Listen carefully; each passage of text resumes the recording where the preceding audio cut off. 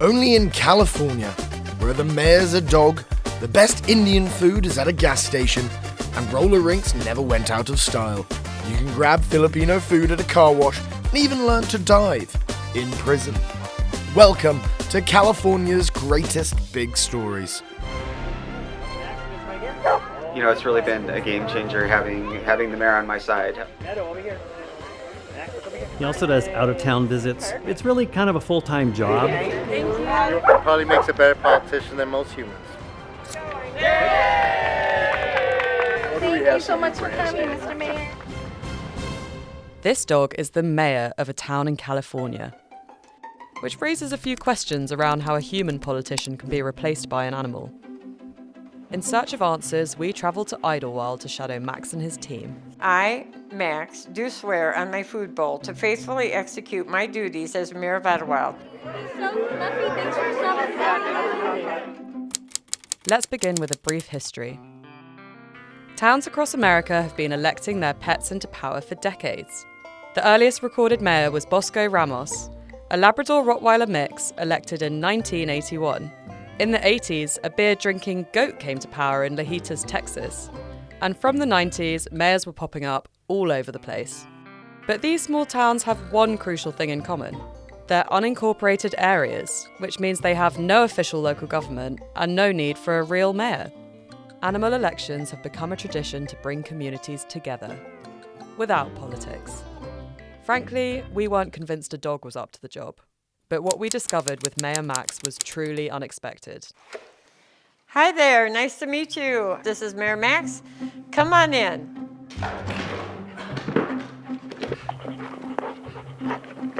Hi, my name is Phyllis Mueller. I'm the Chief of Staff for the Mayor of Idlewild, and I'm also his owner. I run Mayor Max's day-to-day activities with the help of my husband, Glenn. Max goes to bachelor parties, bachelorette parties, weddings. He also does out-of-town visits. It's really kind of a full-time job. We spend a lot of time doing it. All the background work that's behind the scenes that we do with social media. We do produce an annual calendar, the Mayor Max calendar, we have since 2014. There's a lot of expense involved in that, so it's a time and money endeavor. Today, running the mayor's office costs my husband and I more than $120,000 a year to run. But Mayor Max is not a business to me, and I can't sell the calendar. And so I give it away for free as a gift because I actually believe that anyone who gets my calendar and reads it has a happier, longer, more successful life. I get communications not only in email, but from every single social media account that we have. And then we have the landline, we have my mobile number, we have Mayor Max's website, he has different email addresses, and I am the one who reads everything, I'm the one who responds to everything. People send us things. This is a series of letters that I received from children, and they all wrote Mayor Max a letter from their class. I got like 30 of them. I got this from the California legislature, from Greg Wallace, and it was a certificate of recognition for everything that we've done for the community. Some people create original art, and then they give it to me. Mayor Max receives sometimes hundreds of communications, even in a day, and then I manage everything in a database so that I can remember it. So if somebody sends me a gift, then I note that in the database. And what's funny about that is my husband and I are not retired, so now we have 2 full-time jobs. Phyllis and Glenn have taken time out of their busy schedules to show us what a day running the office looks like. So here we have a copy of Mayor Max's oath, and I'll read it to you. It says, I, Max, do swear on my food bowl to faithfully execute my duties as Mayor of Idlewild. I am proud to take this oath, knowing that my human campaign manager went above and beyond to finance this election campaign. I will be a role model as mayor of all canines, felines, and humines, so help me. ARF. So this is closet 1 of the mayor's where we have the ties. What we do is the mayor dresses up every day, and so do the other mayors. In this closet right now, I probably have about 1,000 ties. I buy them 3,000 at a time because I get a better price discount that way. This is known as a mini me or mini max, and I have to buy them 1,200 at a time, and they cost about $8 a piece. And so sometimes I can afford to get them, and sometimes it's more challenging. All right, now we're entering the second closet for the mare, where I have all the vests for the mare. So I have the turquoise, green, red, orange, pink on this row. And I have yellow, dark blue, and I have burgundy, and then black and white. Here they come. This is the mayor and vice mayor of Idlewild coming to work. There we go. We're lifting in the mayor. And now the vice mayor. First on the agenda, a meet and greet downtown. And news of their arrival has spread far and wide. Are these people waiting for Max? Yep. Okay, I have a few quick announcements. I have calendars today for everybody. And I also am deputizing children and dogs. So I have small and large dog ties. And if you want to be in the picture, I can snap it on your phone. Well, do you have anything purple? Honey, you're now an official deputy mayor of Idlewild, representing Idlewild where you live. Before we knew anything about Idlewild, we knew that the mayor we knew was- about Max. Yeah. That is why we came. That's why we came here today, to see the dogs. Max just keeps it like 100% up here so that you know it's just nature and people and being amazing. Like there's no politics here, just be good. These are really cute. We're happy. Probably makes a better politician than most humans. Looks good. Okay. Over here. Look here. That's cute, you guys. All four of you look great. This is perfect. Next up, a ribbon cutting ceremony at new local dog boutique Mountain Paws.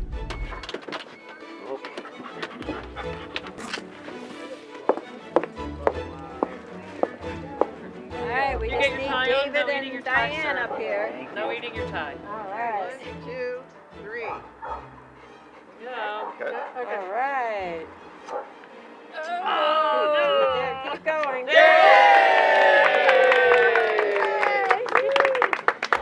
It'll be in the paper next week, you guys.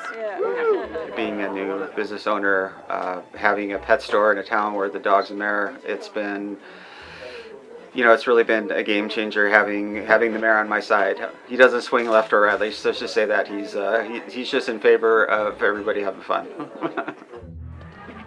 And final stop, a local wedding. Oh my God! He's so fluffy. Thanks for stopping by. Highlight of the wedding. I think it's just awesome to, meet the mayor. I've never met a mayor before. We tried to keep it a secret because we really wanted it to be a surprise. Everybody here, again, just feeling the love. Mayor Max just added to it. Idlewild feels like home because of him.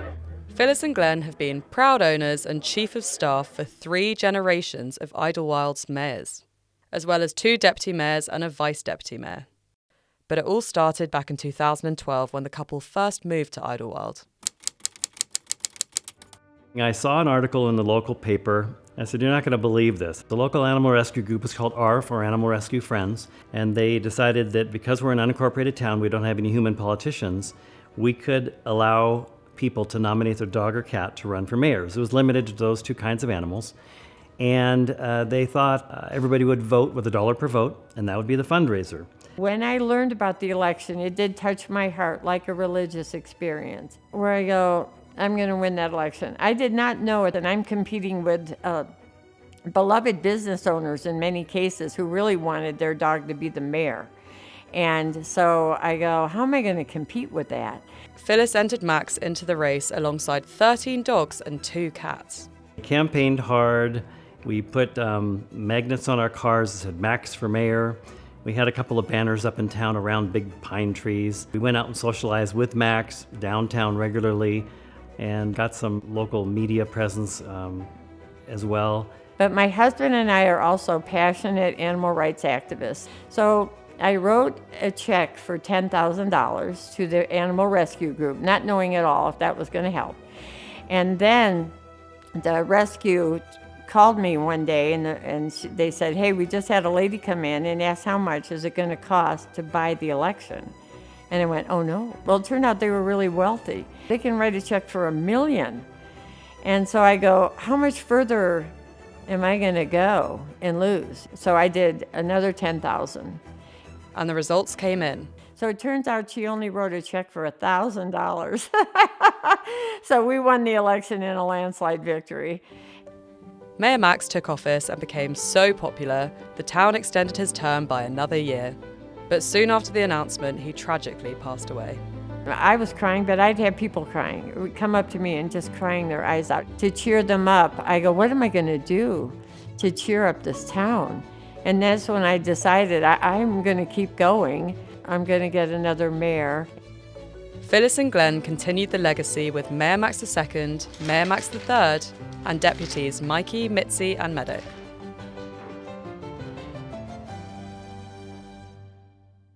It is something, I think when you're on your purpose line, it's no effort or energy to do it. But the good that we've done for the town might even exceed the good of bigger towns or the human politicians, because we've done a lot of good. And Max goes to hospitals, schools, nursing homes. Mayor Max II was so good, he could even lie on a hospital bed with a dying patient at hospice and comfort them. And so I've seen him create joy even in death, which is amazing. And that's just, dogs can do that. All in a day's work, hey Max? What if I told you some of the best Indian food in LA is next to this busy highway, at a gas station, inside a convenience store? This guy certainly likes it. Let's see how this plate of Indian burritos ended up near the Dorito aisle. At the Bombay Frankie Company, you'll find Hiram and his staff making Indian food at a gas station. Hiram, care to explain? Okay. The reason why we chose this particular gas station is because our family is actually in the gas station and convenience store business. We had the space freed for quite a while, and we thought, well, what a great launch pad.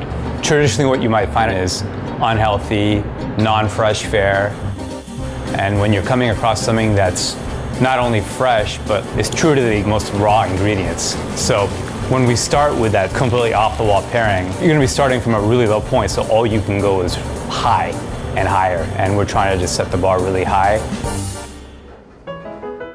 Since they've opened, the Bombay Frankie Company has received both critical and commercial success. Definitely, our most popular item is the Frankie. In Bombay, sometimes it can be a rolled up sandwich, sometimes it can be an enclosed sandwich. What we try to do is make it ultimately relatable to the LA market and make it really similar to a burrito. It's one of the best things you've ever tried. People say never mix business with friends or family. I say don't knock it until you try it. The key members of the Bombay Frankie Company is my sister Priyanka. Please hold. Our esteemed chef, Mr. Kamaljit Singh, and our staff. Having someone come in for the first time who's never tried Indian food and are completely engulfed by the experience, they truly realize that not only is it Indian food coming from a gas station and being served in a gas station, but that they would try it elsewhere. So by preserving traditional ingredients, traditional preparations, traditional recipes, we're staying true to not only ourselves, but the region of the food for which we serve. And we want to make sure that you're leaving feeling like you got the true experience.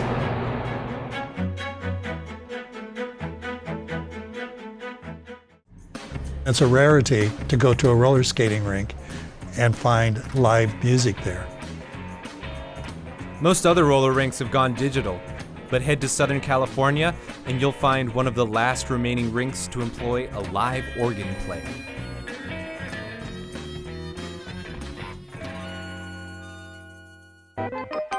My name is Dominic Cangelosi, and I own the Moonlight Rollerway.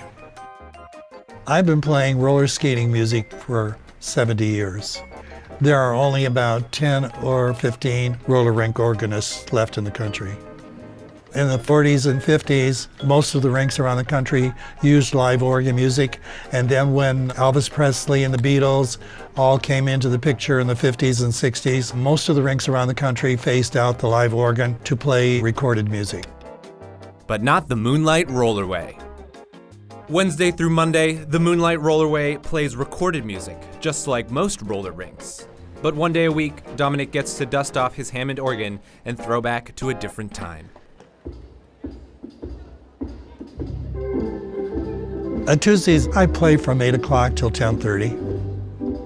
The people that come on Tuesday nights are a mixed crowd.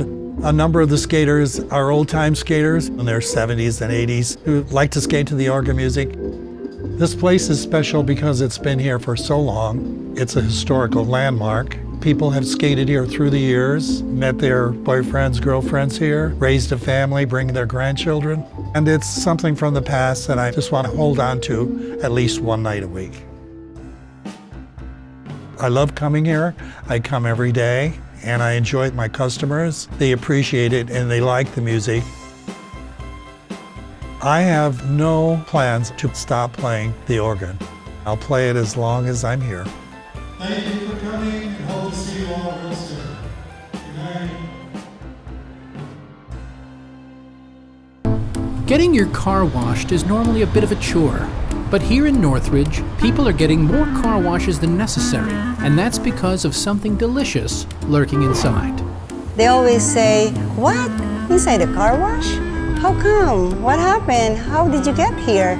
It's really funny because nobody would think that we are here. I'm Lillian, and I'm the owner of Lillian's Bread and Sweets, and we're located inside a car wash.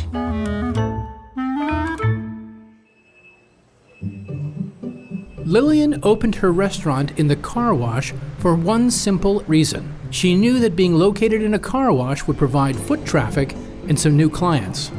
When you walk into Cruisers, you are confronted by the smells of Little Tree air fresheners, steering wheel covers, and other car cleaning paraphernalia. But you are also confronted with the smell of home-cooked Filipino food.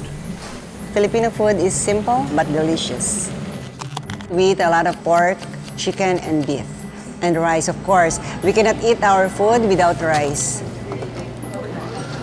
We are famous for our halo-halo. Our halo-halo, they always say, is the best in the West. It is to die for. As someone who ate 3 halo-halos in 24 hours, I can attest, it's really great. Filipino food tends to be overlooked internationally, but it's gearing up to be the next big thing in the culinary world. On average, in a day, we sell about 300 meals. Cooking is really a passion for me, yeah. Because if you're not passionate with what you're doing, then you won't be able to succeed. I'm really so grateful and thankful that I have my team, because without them, I am nothing. I think that's my secret. So the next time you treat yourself to a car wash, you can splurge on more than just a pine-scented air freshener. You can splurge on that empanada-scented plate of Filipino food, guaranteed to make your car smell better than a little air freshener ever could.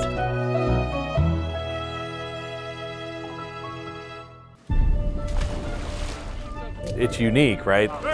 We're not anywhere near the ocean, and yet we're teaching inmates how to commercial dive so that they can get out and get a good job and be productive members of society. It's a hard thing to get your mind around. At the end of the day, we're seeing guys change their lives. 1, 2, 3, let's go!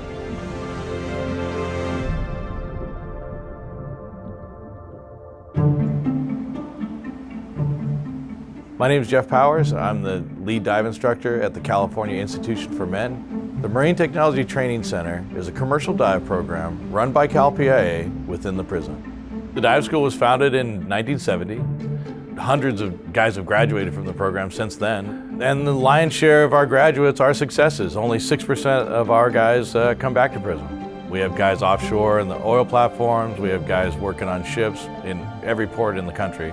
Our graduates get out there and kick butt. It's that simple, and they love it.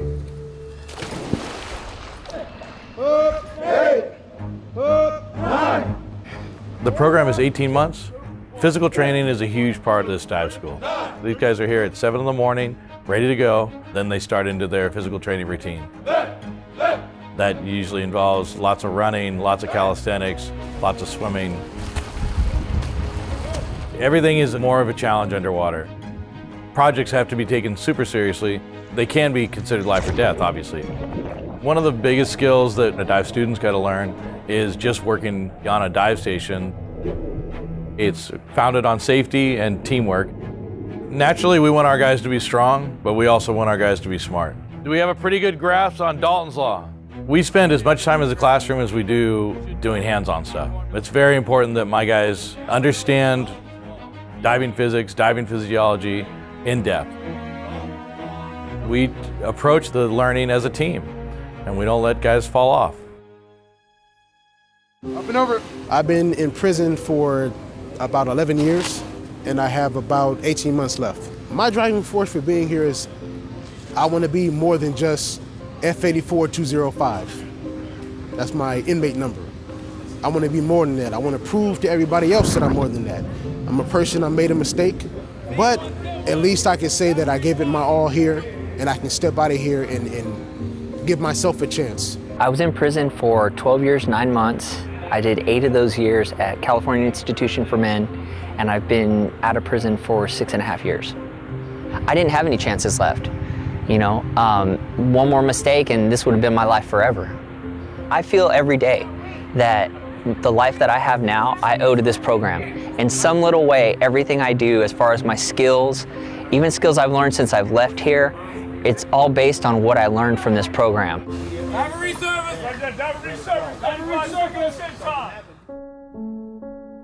If a guy isn't given some sort of work skills, some sort of life skills, then how is he not going to go back to what he was doing before?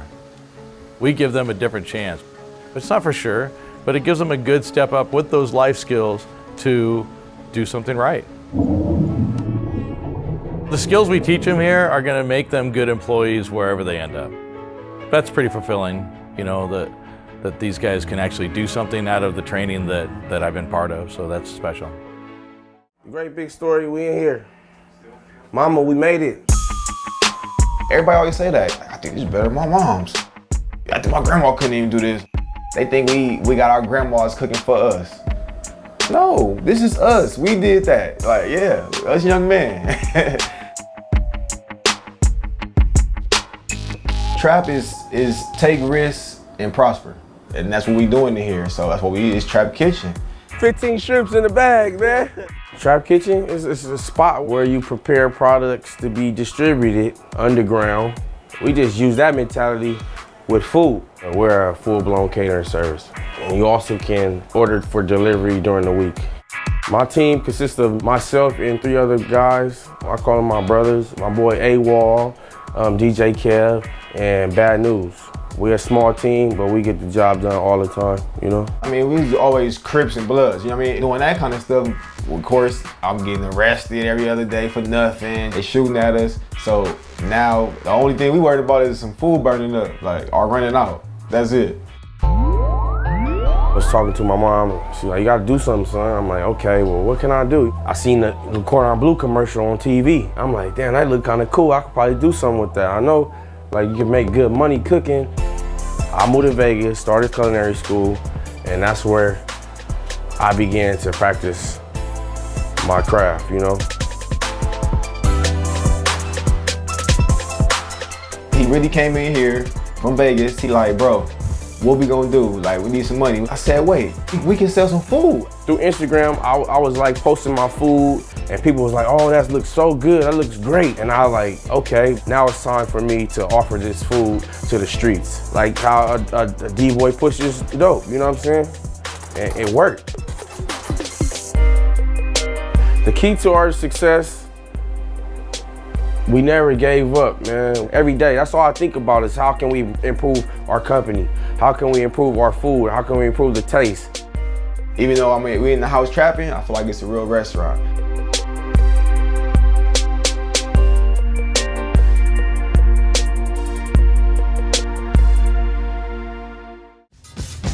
All Flavor No Grease is a new version of bringing unity to the community through food.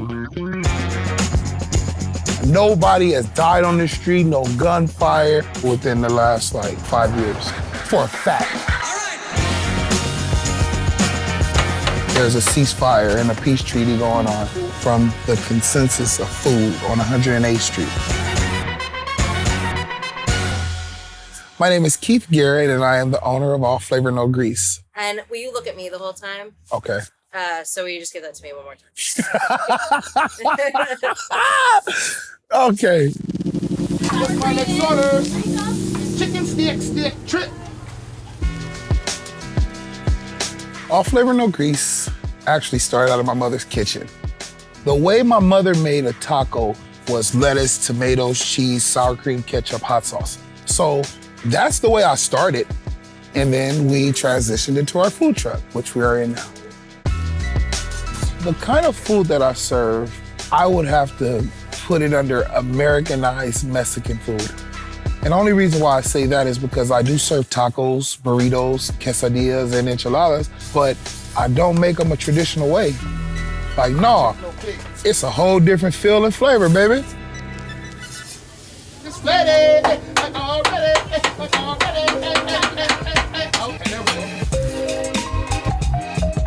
When you really think about it, we're bringing together all flavors of people, from gang members to politicians, and there's no confrontation, no blood being spilled, there's no grease being spilled anywhere, but yet we still got all flavors here. I would love to go to the poverty areas and to let them know that you can make it. There is a such thing as hope, but you have to work. Got to get your ass up and do something. To see 500 plus people pull up to my truck, it really makes me think about one person, and his name is For Real. 'Cause I'm so happy.